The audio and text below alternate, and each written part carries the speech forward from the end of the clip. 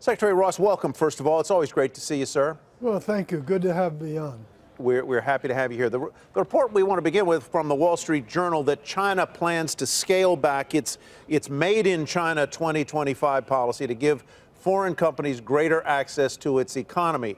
There's that. There's the idea that they're going to buy more beans. There's the idea that they're going to reduce tariffs on U.S.-made automobiles. These are all, I assume, encouraging steps in our trade negotiation with them.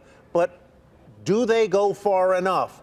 Do they miss critical points about intellectual property and market access and technology transfer?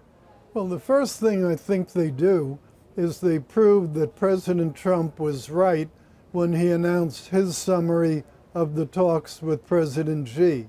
You remember there was some controversy at that time, but President Trump then said about reducing the tariff on autos.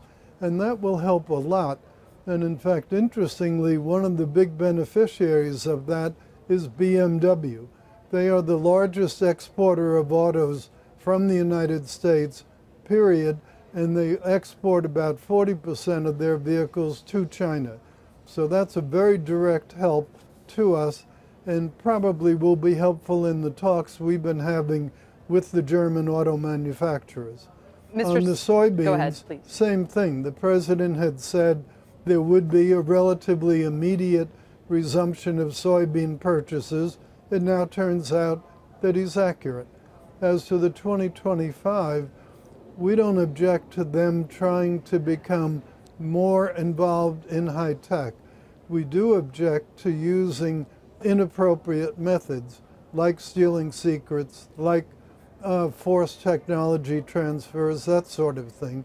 We're perfectly happy to compete with them toe-to-toe as long as it's a level playing field. So what can you tell us about this, quote, scaling back of the Made in China 2025 initiative? What in practice do we know that they're willing to do or scale back? Well, it's a very complicated thing. For one thing, it encompasses about 11 different industries. And they had originally announced it back around 2015, and then it was part of their 10-year roadmap. And it essentially said they wanted to get 70 to 80% market share in a whole big list of very interesting new technologies. That provoked a very big response from the US and from some other countries. So since then, they've been playing down 2025. If you'll search the recent clips, you'll find they haven't been talking that much about it. That doesn't mean they've dropped it. They clearly are going to move up the technology value-added spectrum. They have to, because they're no longer the world's cheapest place to manufacture. There are a lot of other parts of Southeast Asia and even Africa that are much lower wage, and so they have to move up technology. Mr. Secretary, what else can the U.S. do to make sure that China's not stealing intellectual property, that it's not stealing guest lists from Marriott and using them to track its own citizens or international citizens? What more can U.S. companies do in the U.S. itself in that regard other than tariffs? Well, what we need is enforcement mechanisms. And I think part of the error in the way that China was admitted to the WTO is that the then administration admitted them on the theory that they would play by the Western rules of the road. The error was they didn't put in place a real enforcement mechanism in case they didn't. So what you will see if we do get to a trade agreement with China is there will be verification procedures, there will be enforcement mechanisms, because the paper itself is one thing, but you really need detailed implementation and a means to correct.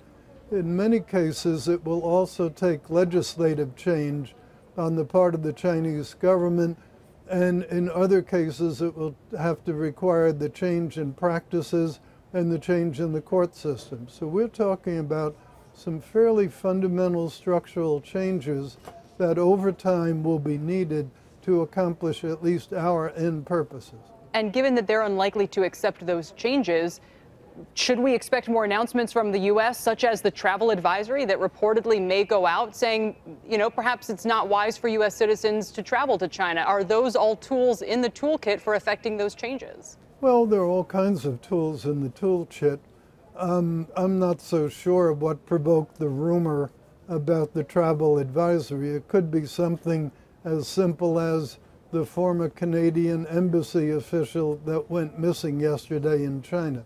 But we haven't made any announcement, and as far as I know, haven't made any decision about changing travel advisory. Should American business people who are in China feel safe? I think so, because after all, their employees are mostly Chinese employees.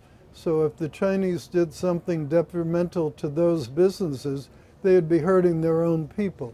Most of them also have 50-50 joint venture partnerships with Chinese entities, and therefore if the Chinese took some action against those entities, it would also hurt the Chinese partners.